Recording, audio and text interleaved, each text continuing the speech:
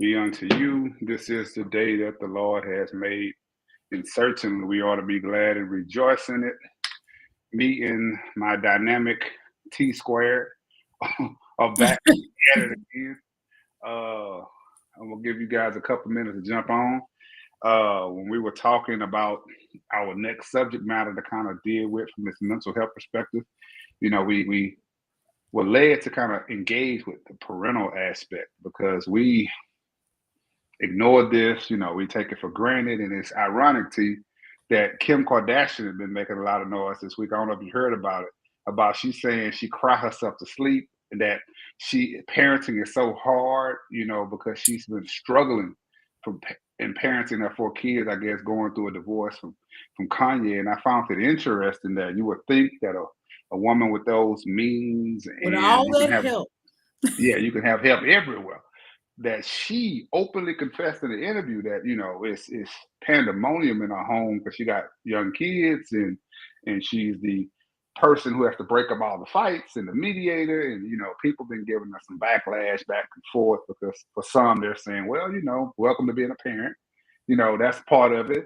And then for other people, they empathize and like, that's real because it doesn't matter how much money you have, you're not exempt from some of the same constraints as any other parent in America deal with. And I just found that interesting. Like, man, we're gonna be talking about that today. And another friend of mine posted something similar about that.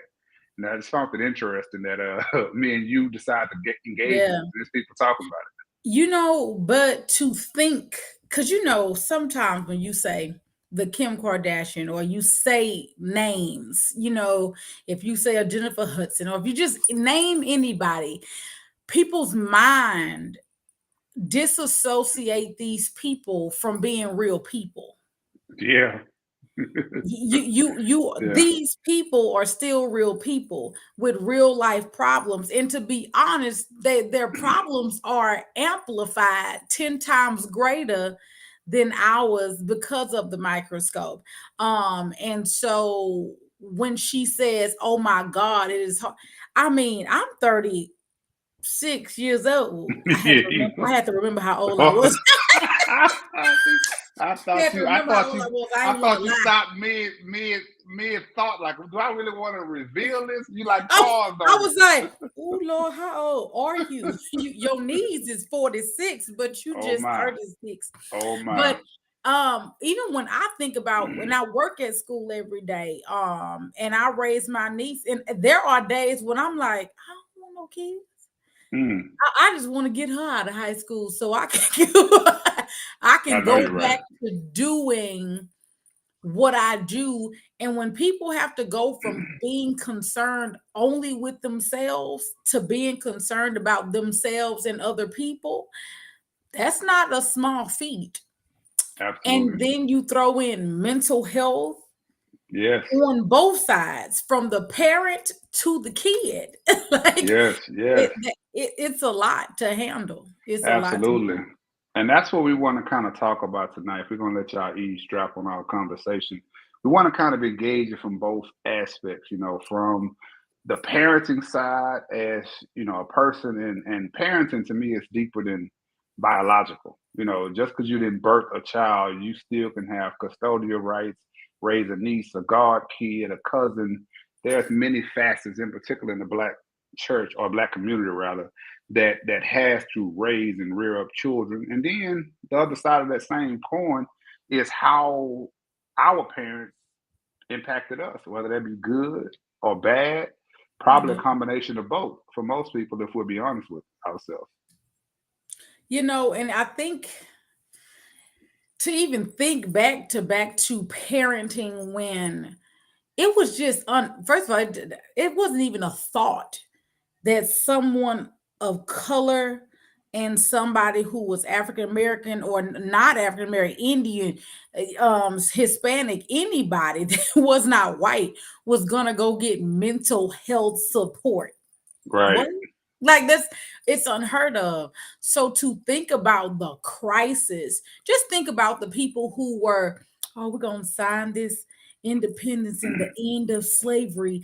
Just think about even being in captivity and then being a parent when you're free. Right, right. and then moving to a place where you're like, oh, we not really free yet. Oh, okay, hold on. Yeah. So then it's like, okay, now you are free and you're parenting, but you have a warped sense of thinking because you come from being told what to do. Because even if massa wasn't a house wasn't a place you want to be, at least you know where you would be. Absolutely. At least you know Absolutely. I might have gotten the scraps, but I knew I was getting scraps. Like, Absolutely. so now you go from being free to where now I'm free, but people got a chokehold on Yeah. resources.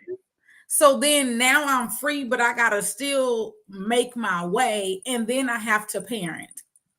Yeah. And unfortunately, T, that's our foundation. From people who look like us that were enslaved here in these yet to be United States of America, that's the foundation and from which we came. Now I get it, our foremothers and forefathers were in the African diaspora and they were doing their thing. But however, from 1619 forward, we had to deal with the consequence and the stain on what transpired from us. So our lineage is now distorted and we deal with the ramifications from one generation to the next of Yes, what they dealt with, what they passed down. And unfortunately, it's a cyclical cycle.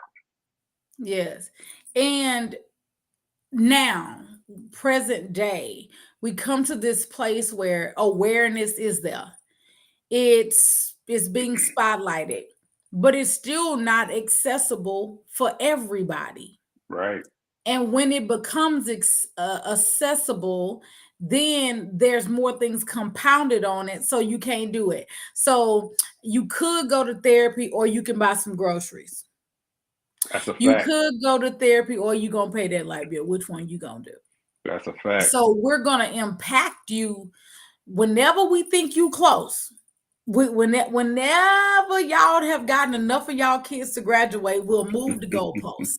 That's a You know, fact. we will move the goalpost. And here's the thing: it's almost like the book that I wrote about being stuck in that little person. And so you think about it, this person's 30, 40 years old, has a middle schooler, has a high schooler, but they're still stuck as a young person. They're still traumatized, hurt, unhelped. And then now you're trying to parent, and I'll say gentle parenting is the main phrase. Now you're trying to gentle parent when you are wrapped in aggression. Lord have mercy. How Yeah, how we doing that? that's rough because as you mentioned, trauma paralyzes us to a time in which the trauma took place. So just a free nugget for that me and Miss T can give you. Trauma does not become devoid of your age as you grow. Just because you're 30 or 40 years old, if you were traumatized as a young girl, that stain, that stigmatism is still right there. It's still prevalent. Yeah, And we unfortunately learn how to suppress. We are really good at suppression. The yeah. problem with suppression is it's going to come back up. And when it come back up, it's gonna It's go gonna down. be It's rough. gonna come far worse than when it went down. Yeah. And Well, go ahead. to your point too about being stuck in the place with that trauma and not getting it worked on, that trauma then turns into other stuff. Certainly. So it's not even simply the one thing that happened to you now. You are now traumatizing other people. So now Yeah. you have that backlash and that back blow of your own actions and decisions that are destroying Yes. stuff. So not only do you have the past to work on, now you got the stuff you done present day Yes. that Yeah. hasn't been worked on. I have a question for you though. Talk to me. As a parent, how are you also seeing in your parenting how hard parenting is becoming with the societal factors that are impacting your kid that have nothing to do with you? Honestly, it is constant pandemonium because with so much happening in and around us with the overt accessibility to technology, social media, videos, YouTube, etc., and the various traumas from school now. Because back when I was in school, people used to just fight. Now all of a sudden they're bringing knives and guns and shootings and all this. So now I'm dealing with the complexities of trying to be in a constant state of awareness of what's going on with my kids while also trying to help them navigate their life because it's like everything is ex, uh, exploding in these schools because now you have one person who may not like you and this person get on social media and now other people don't like you and before you know it this problem has become extrapolated because again we didn't have a lot of those triggers and those traumas back in our days because we just didn't have the technology wasn't there when we were in school. So now as a parent I'm constantly kind of vacillating between letting them try to figure out life while trying to also shield them from life's traumas as best I can because once you get into adulthood, it's only so much dad can do at that point. I caught what you said about shielding them, right? Hmm. How do you really feel? I'll tell you how I feel about the aspect of that statement about shielding them. Okay. Um, I don't shield the children at the school, let alone the children at my house. And I used Lord to have tell the mercy. kids in class, I said, baby, let me tell you something. Stay focused, stay prepared, and stay ready. Because if something happened, Miss Thomas running. Okay. I'm getting out of here. I Lord hope have you see mercy. me hit with the left because you need to come on with me because life doesn't, I don't know what I'm gonna do in a crisis. I Of can course. tell y'all right now, I might jump in front of y'all. I might have another reaction when life hits me in the moment. So I need you all to be prepared for when life hits you in the moment with me for us to both have the same reaction that we are prepared. So with my kid, hey, I'm not calling a teacher to ask a teacher about no grade. I logged in, I saw it. It is not appealing to me. That is not the right grade I need. And so you go talk to the person who teaches you because I don't go to school. And I know it's easy for me being in a district to shoot somebody an email and then they feel like, oh, her Yeah. mama work in the district. So let me just, Yeah. no, that's not how that works. I don't go to school. I don't need favors. College, I can't even call to even. Only thing I can probably do is call to pay your financial aid, and that's because they Lord want have the mercy. money. Yes, they But definitely want the you, money. yes, so you need to go figure out how to do that. And when somebody hurts your feelings, when a teacher mistreats you, when these things happen, because it's going to happen, what are you gonna do? Because Hmm. there's going to be a boss at your first little Kroger job or at your first little Foot Locker job who's going to mistreat you. What are you going to do? So That's when it interesting. comes to shielding, I'm like, no, no, no. No, no, Yeah. you're gonna have to And ride and that road, that wave. and I and what's crazy is T, I have three boys, 19, 12, and 10. And that premise I'm more so like for the older child, as you are kind of growing into, you are transitioning from that teenage and you got to really deal with the real life. Whereas the middle schooler and the elementary, I'm slowly shaping them to expose them to these things because again, as you mentioned, life is coming. And as long as God don't call you home prematurely, to my knowledge, you're going to be an adult longer than you're going to be a child, theoretically.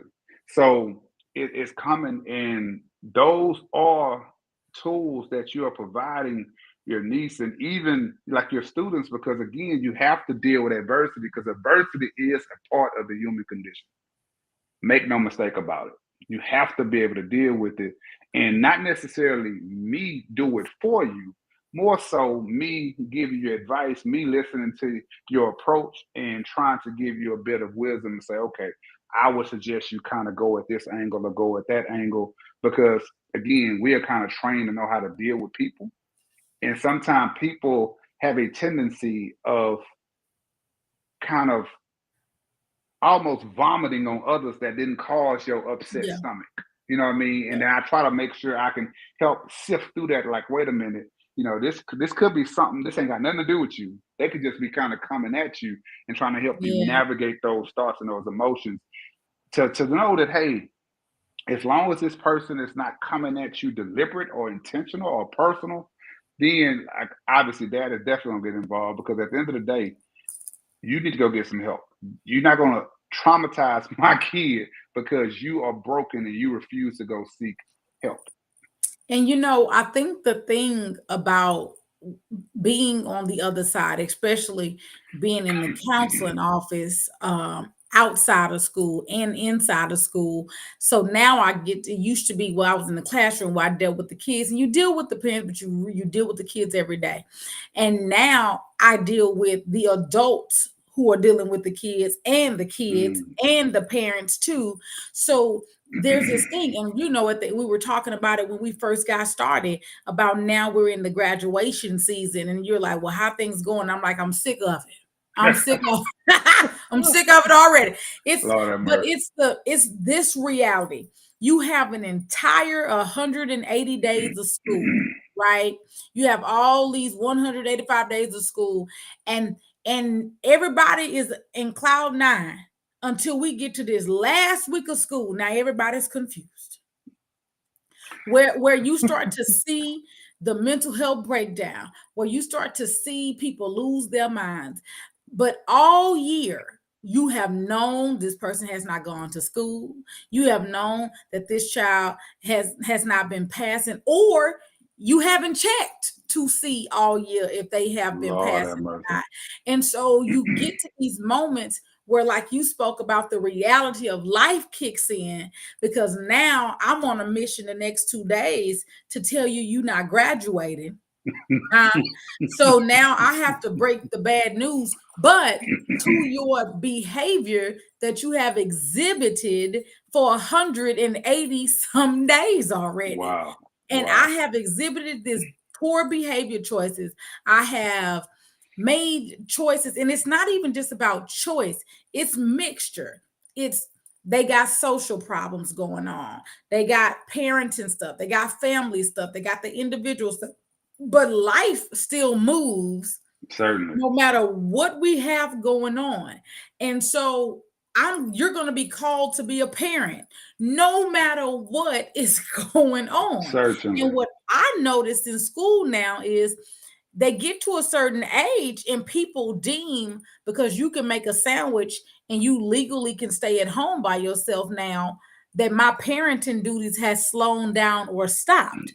Lord have mercy. And I feel like, to be honest, the older they are, the more your parenting need to kick in, Yeah. because Yeah. now they get to have choice and they get Yes. to make open decisions. And now the closer I am, 16, 15, 16, 17, 18, I'm closer to these consequences of adulthood, that Yes, I Lord. need somebody to mold me. Yeah. And T, at that point, the molding is pretty difficult to do if I haven't started to fashion you already. Because once I'm 16, 17, 18, if you step out of bounds, they can charge you as an adult. And for you know it, they don't want to hear about I'm just a teenager, I'm just a this, I'm just a that. It's severe consequences to your inaction or to the choices in which you make. I emphasize this a ton with my 19-year-old at this point. I say, son, you're 2 years away from not needing my choices with anything. At 18, you still need me a little. At 21, you are completely off the porch. And Mhm. I'm pushing him now to make choices and make decisions. Yeah, dad is always here, but don't rely on me to make the choice for you, because not that I don't care or not that I don't want to be involved, but I have to prepare you for life. Because God knows I don't know how long daddy gonna be here. And if I don't prepare you, I failed you as a parent if I try to nurture you or prohibit you from experiencing life. You're gonna fail sometimes. You're gonna get knocked down sometimes. You're gonna get frustrated sometimes. It's a part of the human experience. However, you will not learn how resilient you are, or maybe even how frail you are, until you deal with adversity. And the thing about mental health is and one thing I've noticed that I've just, in the last couple of years, seeing how many students, children in general, are being hospitalized in mental institutions. Like we have, and I'm not talking about my school, like kind of when I'm saying it, I'm just talking about in the system of children itself. There are children, middle school aged, walking the hallways Mm. with liquor in a water cup. Lord have mercy. What problem do you have? Mm. And and then one day we had a conversation, and I said, "Oh, it's not shut the adult brain off. It's not, hey, what problems do you have at this young age? Because you can't have no problems that lead me. One, where does a child get liquor from? A Yeah. few places. But at the end of the day, it came from some adult somewhere.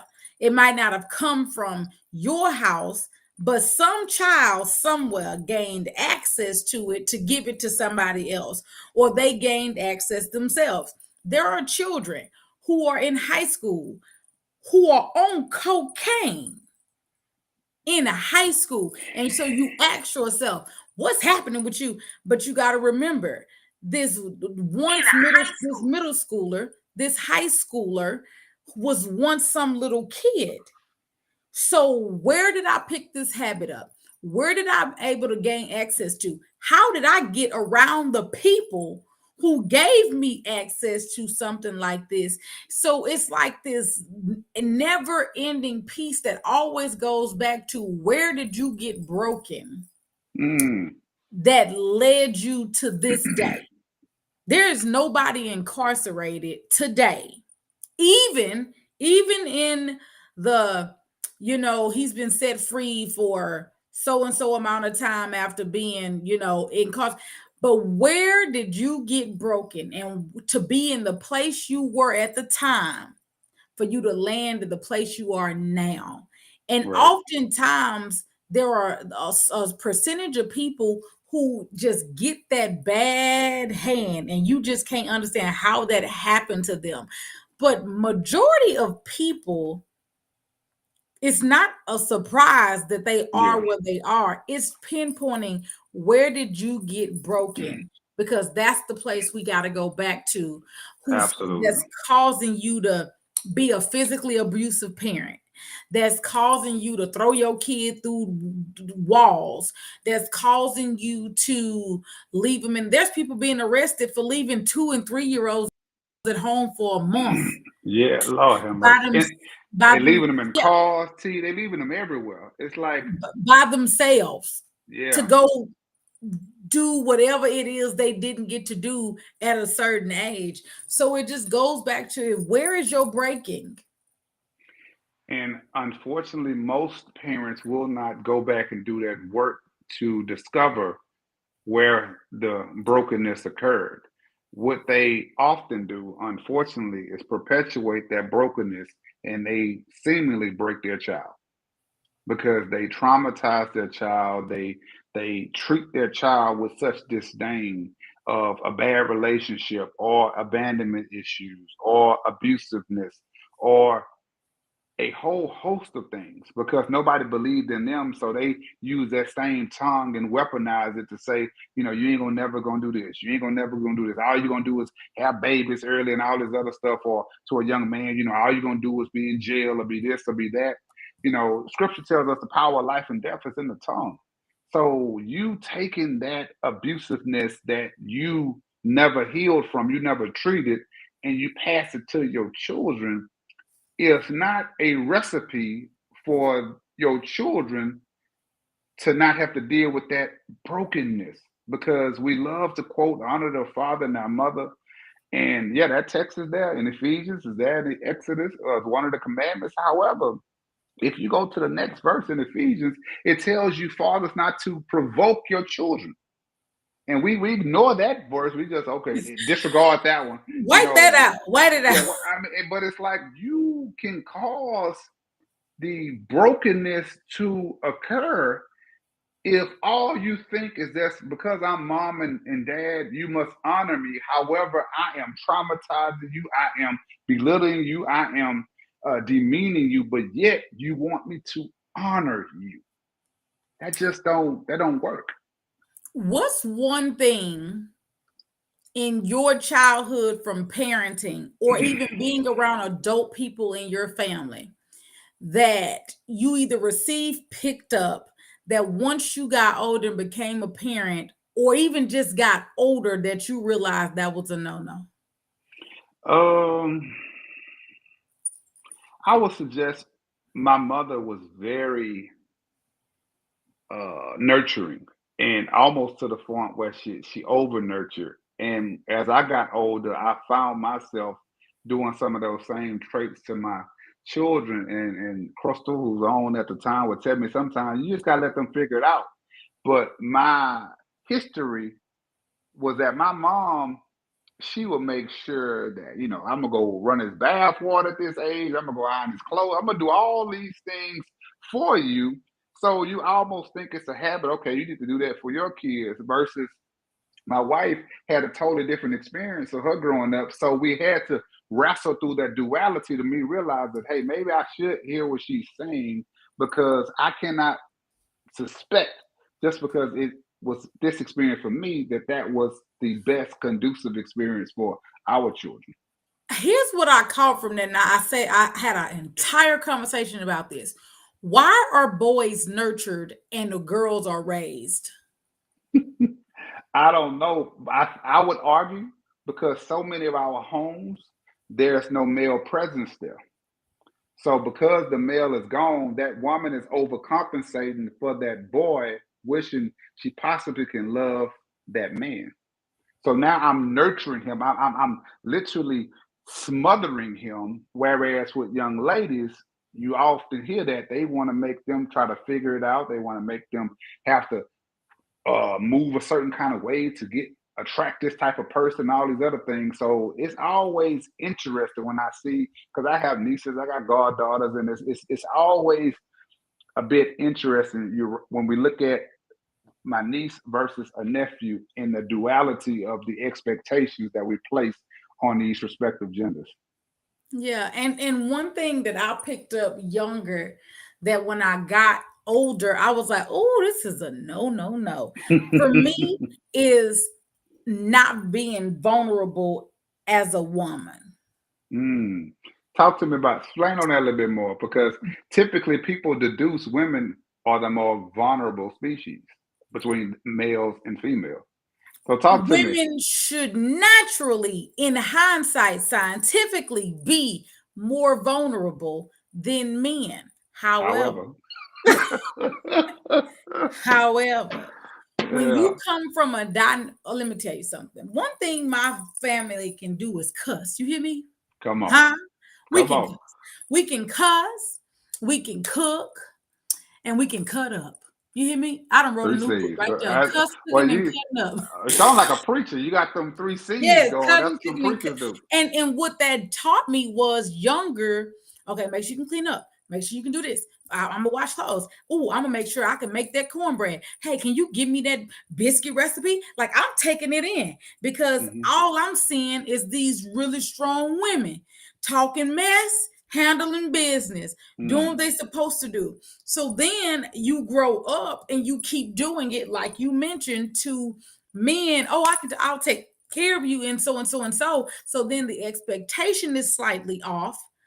So Yeah. then you're disappointed in the lack thereof because undercover when these men were being snatched from homes way Mm. back long time ago, being hung up in front of them trees, and women were forced to be strong, and now I got to get a gun, now I got to defend my kids.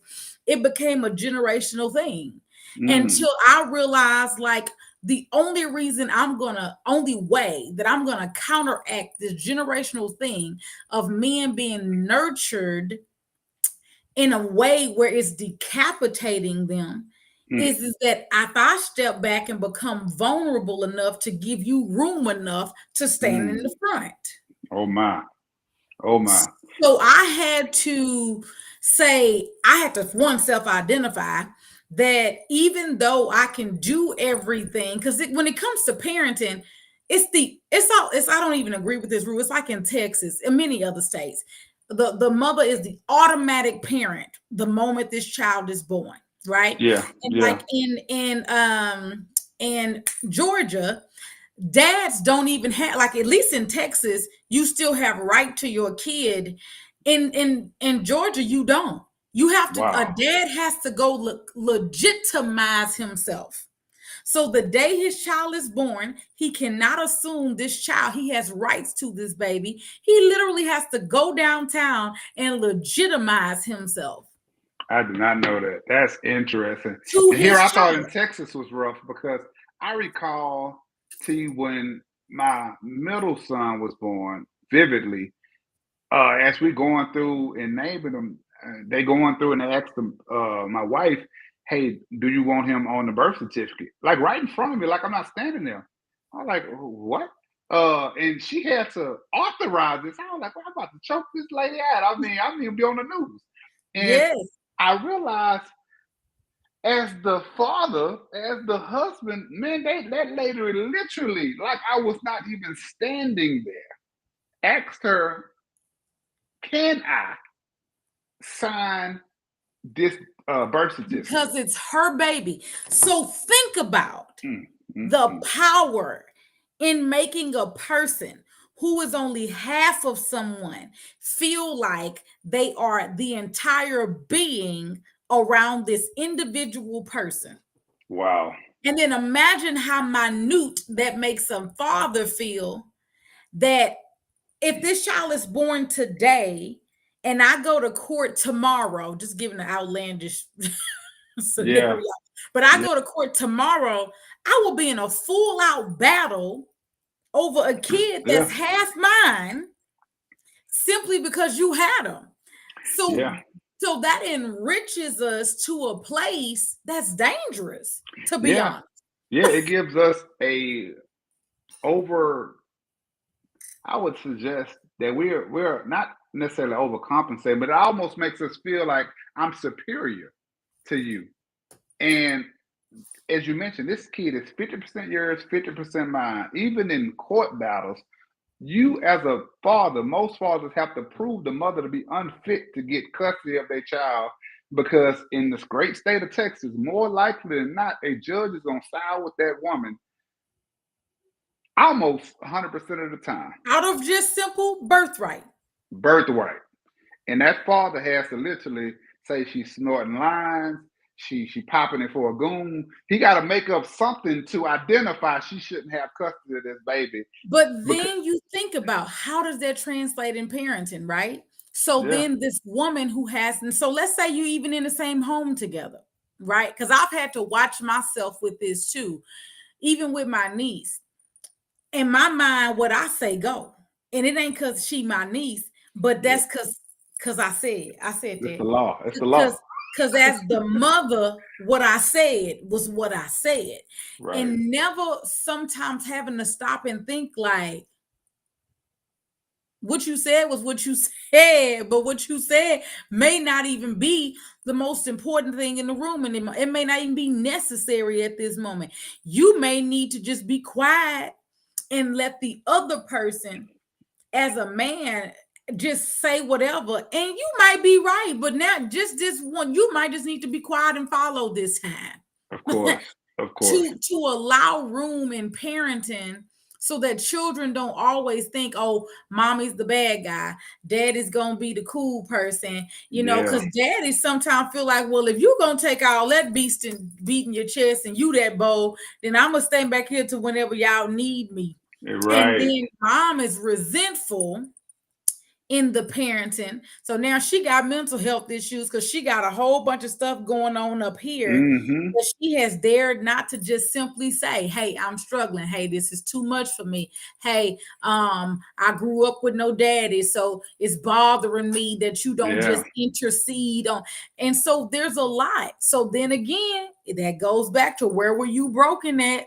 Because Exactly. now you're a parent, but you Yeah. still operating in the broken space. And I've just emasculated that man. So now Mm. he got trauma because now his wife, his woman, whomever he's with, feels as if you're somehow inadequate to speak up and to have a voice in this decision of this mutually created life. And again, who knows how that may trigger that person, because you don't know if they dealt with brokenness of being emasculated as a child. They may have always been told to sit down and shut up and be quiet, and that their voice don't matter, and that their Yes. thoughts don't matter, and that they intuition don't matter. And before you know it, now I have created a wedge in this home because I got two people who have traumas that they have suppressed that are now rising up, and now this child is stuck in the middle of this cluster. Have you ever encountered a parent who truly has a mental illness and their parenting? It is the most ungodly sight to see. And to see them at school in a meeting, and you already see this stuff about this kid every day, right? So you see all this stuff about this kid, and then their parent shows up. But then you also say, oh my God, it's not that they ghetto, it's not that they loud, it's not that they, but you can see this parent is broken down. Yes. Yeah. And then you ask yourself, what chance does this kid have? Yeah. Yeah. I've saw it numerous times in multiple places. I mean, I've been to places with my children, little book fairs and stuff like that, and I witnessed these things, and I'm looking like, wait a minute, why are you yelling and railing this child because they're asking for a book, or because they're asking for something in this little store?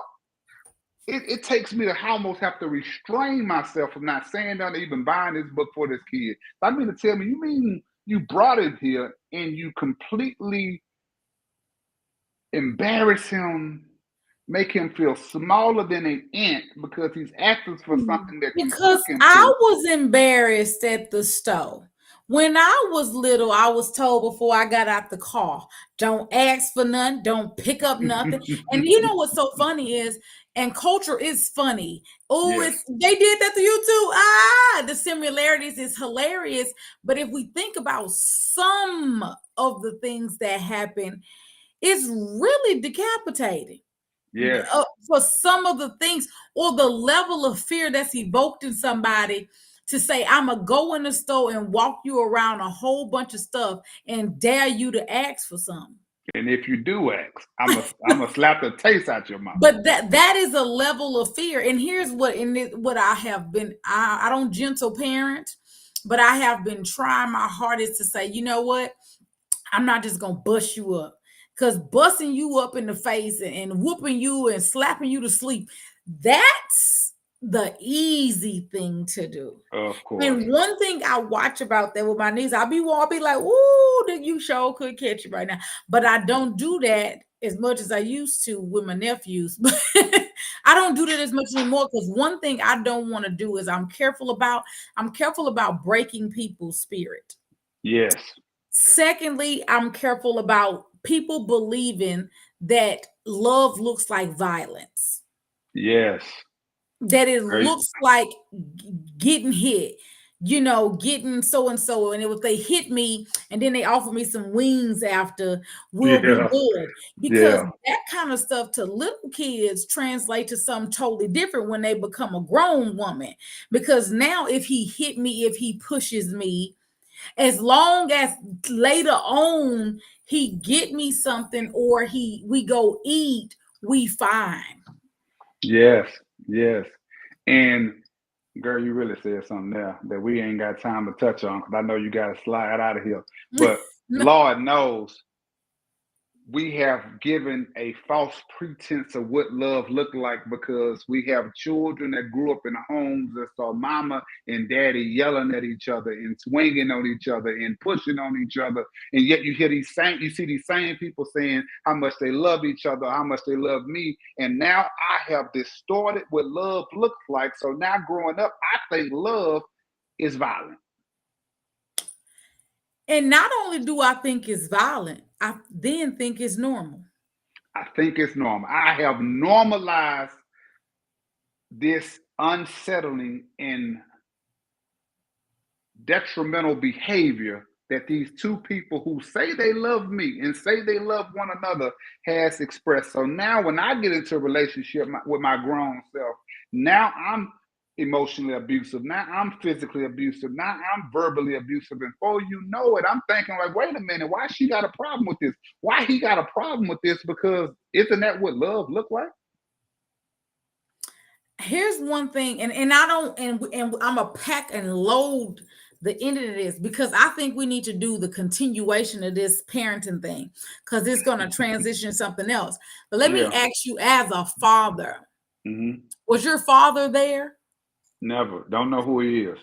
And what did you learn being unfathered, Mm. trying to father? What's interesting with that is I grew up with a lot of rage because I didn't know what I would do if I ever ran up on him. Because not until I got to about 16 or 17 was something kind of clicked within me. And I realized that I refused to treat any woman how this coward treated my mother, having to force her to raise me on her own as if she was somehow impregnated by this turkey baster or something. Mm. So it caused me to have a level of disdain for people who don't take care of their responsibilities, and it caused me to overcompensate in my parenting early on. Because with my oldest son, his mother was I got well, I can't say well, she got pregnant. I'm 21, she 20. So it's like, oh hell, I'm still young. I'm still trying to chase hoop dreams. I'm in fifth ward trying to get to the college and get to the NBA. That's all I'm thinking. And I had to realize that, hey, Garden, you got to kind of put that stuff aside, as scripture say. You have to put away these childish things and get serious about your life. And early on, we ended up getting married for all the wrong reasons. And our marriage didn't last long because we were both young. And I thought, because in my fractured mind, I must marry her to raise my kid because I can't allow myself to be devoid from my child. And that caused us to be like Bloods and Crips because we did it for all the wrong reasons. But you took the broken pieces you thought you knew. You took an imagination of what you thought what was. You tried Hmm. to put it together and realized the picture wasn't even right. Picture wasn't right. And one thing that I've learned when I talked about being vulnerable too is I've learned in marriage because my husband is an unfathered child.